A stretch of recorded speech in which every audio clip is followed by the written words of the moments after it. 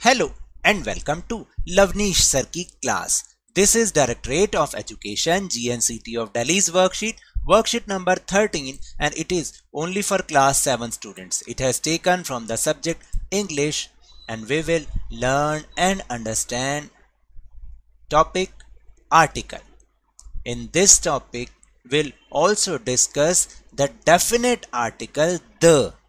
Okay, तो आज की इस वर्कशीट में स्टूडेंट्स हम आर्टिकल्स ही समझ रहे हैं, और जैसा कि हमने पहले भी समझा है कि there are two types of article, indefinite article which is a और an and definite article which is the. तो आज की इस वर्कशीट में हम डेफिनेट आर्टिकल द के बारे में बात करेंगे. Use of definite article the, यानी द का हम कहाँ कहाँ यूज करते हैं. द एक डेफिनेट आर्टिकल है.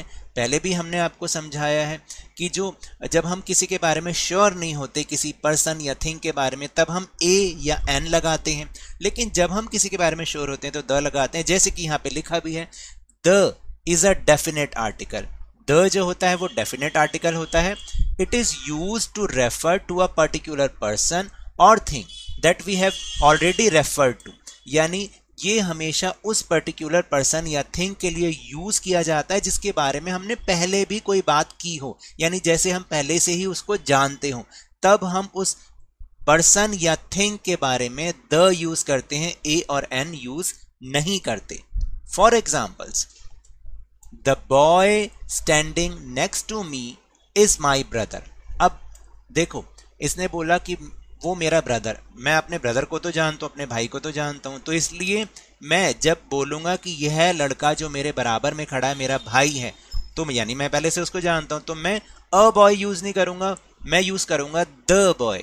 The boy standing next to me is my brother, यानी वह लड़का जो मेरे बराबर में खड़ा है वह मेरा ब्रदर है.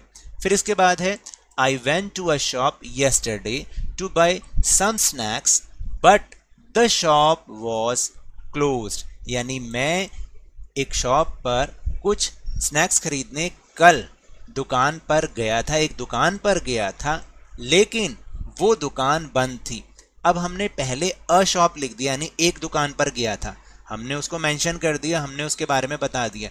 अब हम जब दोबारा उसी शॉप को यूज करेंगे, उसी शॉप को अपने सेंटेंस में यूज करेंगे, तो हम अ शॉप नहीं लगाएंगे, द शॉप लगाएंगे. याद रहेगा ना कि जैसे मैंने बोला कि मैं कल एक शॉप पर कुछ स्नैक्स खरीदने गया लेकिन वह शॉप बंद थी. तो दो बार जब शॉप आ रहा है और सेम के बारे में बात हो रही है, तो हम दूसरी बार में द का यूज करेंगे.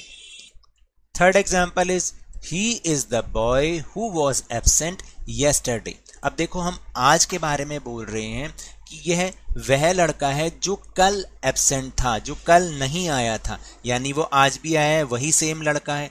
तो हमने एक बार तो उसकी बात बता दी ना कि वो कल नहीं आया था. तो जब हम आज के बारे में बोल रहे हैं उसके लिए, तो हम द लगा रहे हैं, यानी कि हम उस बॉय के बारे में पर्टिकुलर हैं कि he is the boy who was absent yesterday, यानी ये वही लड़का है, ये वह लड़का है जो कल नहीं आया था.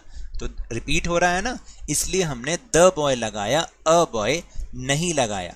अब कुछ आगे कुछ और कंडीशंस हैं जिसमें हम द का यूज करते हैं. So will move on that conditions.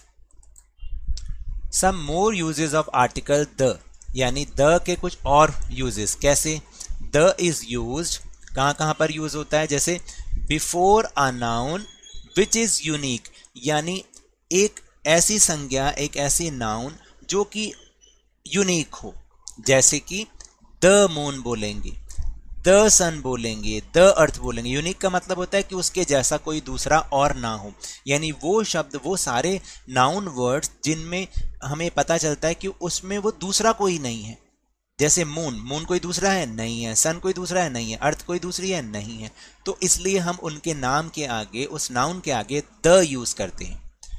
With a superlative degree. Superlative degree क्या होती है? यानी जब हम एडजेक्टिव यूज करते हैं ना, विशेषण यूज करते हैं, एक तो हम नॉर्मल बताते हैं कि भाई he is a good boy, ठीक है. फिर हम दो में जब कंपैरिजन करते हैं, हम बोलते हैं he is good then Ram, या कोई भी नाम लगा दो कि जब दो लोगों में हम कहते हैं बेटर बोलते हैं, हम फिर हम बोलेंगे he is better than Ramesh, ऐसे बोलेंगे, ठीक है. लेकिन एक सुपरलेटिव डिग्री होती है जब हम दो से ज्यादा लोगों में कंपैरिजन करते हैं, यानी कि ये तो सबसे ही बढ़िया है, तो तब हम द का यूज करते हैं। सुपरलेटिव डिग्री का मतलब होता है जब हम बोलते हैं ना कि ये सबसे बढ़िया है या सबसे घटिया है या सबसे ऊंचा है या सबसे नीचा है, तो जब हम सबसे वाला यूज करते हैं तो हम द लगाएंगे। जैसे द टॉलेस्ट बॉय यानी सबसे लंबा बॉय, द ओल्डेस्ट बिल्डिंग यानी सबसे पुरानी बिल्डिंग, तो तब हम द का यूज करते हैं। याद रखना दो कंडीशंस हो गई,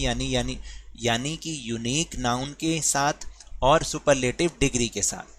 फिर है with the nouns which have already been mentioned, यानी उन सारे नाउन्स के साथ जिनके बारे में हमने पहले भी कुछ बात कह दी हो। जैसे a man came to my house, यानी एक आदमी मेरे घर आया। अब वही आदमी के बारे में जब दोबारा बात कर रहे हैं तो हम अ मैन नहीं लगाएंगे, the man was very tall, और वह आदमी बहुत लंबा था। अब आप समझ रहे हैं ना, पहली बार जब यूज कर रहे हैं किसी के बारे में तो हम अ लगा रहे हैं, और जब दूसरी बार उसी सेम थिंग या पर्सन के बारे में बात करते हैं तो हम द का यूज करते हैं। फिर है to talk about musical instruments, जब हम कोई म्यूजिकल इंस्ट्रूमेंट के बारे में बात करते हैं तब भी हम द का यूज करते हैं, जैसे कि द पियानो, द गिटार, है ना। फिर with countries whose name include words like kingdom, states, republic, यानी जब भी कोई कंट्री के बारे में बात करते हैं और उनमें ये वर्ड्स शामिल होते हैं जैसे किंगडम, स्टेट्स या रिपब्लिक, जैसे यूनाइटेड किंगडम, तो हम बोलेंगे the United kingdom, the United States of America. यहाँ पे स्टेट्स की स्पेलिंग गलत लिखी है, आप उसको सही कर लेना, ये स्टेट्स की स्पेलिंग गलत है बेटा। तो आप इसकी स्टेट्स की स्पेलिंग मैं आपको बताऊं, ये होती है S T A T E और S, स्टेट्स, ठीक है। फिर इसके बाद है next condition, geographical features such as rivers, seas, oceans and canals, और जो भौगोलिक चीज़ें होती हैं, ज्योग्राफिक वाली चीज़ें होती हैं, जैसे रिवर्स हैं, ठीक है, नदियाँ, समुद्र हैं, महासागर हैं और नहरें हैं, तो इनके नाम के आगे भी हम द लगाते हैं, जैसे द गंगा, द हिमालयस, जो भी ज्योग्राफिकल फीचर्स होंगे उनके नाम के आगे भी हम द का यूज करेंगे। और फिर with the names of newspapers, newspaper तो आप पढ़ते ही होंगे ना, मैं जानता हूं कि सब बच्चे पढ़ते होंगे, ऐसी उम्मीद भी करता हूं, तो जितने भी न्यूज़पेपर हैं उन सब के नाम के आगे द लगेगा, जैसे कि the Times of India, the Hindustan Times. इस तरीके से हम इन कंडीशंस में द का यूज करते हैं। Now we will move on some practice questions जिसमें हम द का यूज करना सीखेंगे।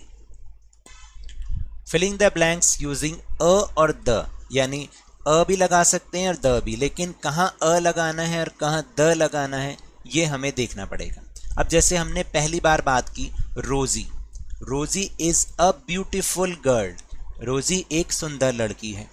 अब जब दोबारा उसके बारे में बात करेंगे तो हम अ यूज नहीं करेंगे, हम यूज करेंगे the. She lives in the United States of America, और वह यूनाइटेड स्टेट्स ऑफ अमेरिका में रहती है। तो देखो इसमें दोनों कंडीशन आ गई, दोबारा बात कर रहे हैं तो भी द लगा रहे हैं, और मैंने आपको बताया था जिसमें स्टेट्स आ जाए जिन कंट्रीज के नाम में तो तब भी हम द का यूज करते हैं। फिर a girl entered into his room, यानी एक लड़की उसके रूम में एंटर की, यानी गई, एक लड़की उसके रूम में आई। अब दोबारा जब उस लड़की के बारे में बात करें, the girl had a knife in her hand, यानी उस लड़की के हाथ में एक चाकू था। तो जब दोबारा लड़की के बारे में बात की द, और नाइफ के बारे में हम बोलेंगे अ। फिर इसके बाद है third, he is the most handsome boy in your class. अब देखो इन योर क्लास, क्योंकि हमने बोला कि जो सुपरलेटिव डिग्री होती है, यानी सबसे, क्लास में हमने बोला सबसे हैंडसम लड़का तुम्हारी क्लास में है, तो जब हमने सुपरलेटिव डिग्री लगाई तब भी हमने द का यूज करना है। जैसे मैंने आपको समझाया, he is the most handsome boy in your class, यानी यह तुम्हारी क्लास में सबसे हैंडसम बॉय है। फिर उसके बाद है unique noun, the moon was very bright last night, यानी मून जो है, चंद्रमा जो है पिछली रात बहुत ही ब्राइट था।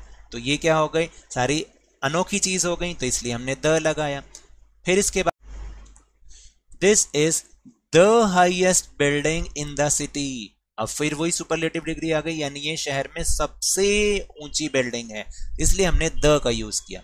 आई बॉट अ शर्ट, अब पहली बार यूज किया तो मैंने बोला कि मैंने एक शर्ट खरीदी, कमीज खरीदी। अब उसके बारे में दोबारा जब बात कर रहे हैं तो हम बोलेंगे the shirt was very expensive, यानी कि वह जो शर्ट है बहुत महंगी है। Next is I ate an apple. देखिए अब क्योंकि वॉवल है तो हम ए तो लगा नहीं सकते, इसलिए हमने एन लगाया और पहली बार बोला तो मैंने एक एप्पल खाया।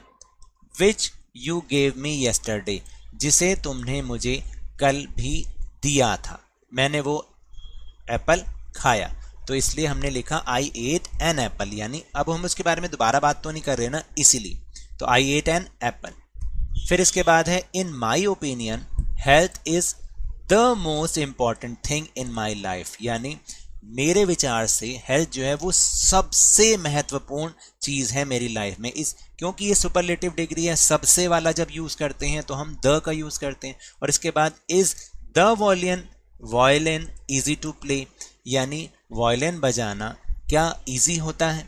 तो हमने इंस्ट्रूमेंट के लिए आपको बोला था ना, जो भी म्यूजिकल इंस्ट्रूमेंट होते हैं उसके लिए हम द का यूज करते हैं, तो इसलिए बोला the violin easy to play, यानी क्या वायलिन बजाना इजी होता है। तो हमने टेलीग्राम ऐप पर भी अपना चैनल लवनीश सर की क्लास बनाया है, जिसका लिंक आपको डिस्क्रिप्शन बॉक्स में मिलेगा और वहां से आप उस ग्रुप के साथ जुड़ जाएं। इस वीडियो का लिंक और दूसरी जो इंपॉर्टेंट वीडियोस हैं उनका भी लिंक आपको एक साथ मिल जाएगा। So now that's all for this worksheet. अगर मेरे इस तरह समझाने से अब आपको समझ में आने लगा है तो इस चैनल और वीडियो को तो खूब लाइक दीजिए। देखिए आप व्यू भी करें, देखें भी उसको और साथ में लाइक का बटन भी दबाएं, शेयर करें, सब्सक्राइब करें और जल्दी से जल्दी अपने ही इस चैनल लवनीश सर की क्लास के सब्सक्राइबर्स को 50K या उससे भी ज़्यादा पहुंचा दीजिए। But remember whenever you will go outside please wear your mask, और जब भी आपकी टर्न आए कोरोना की वैक्सीनेशन ज़रूर लगवाएं, क्योंकि कोरोना को हराना है और ज़िंदगी को एक बार फिर से सुहाना बनाना है। और अब स्कूल भी जाना है, इसी उम्मीद के साथ थैंक यू वेरी मच।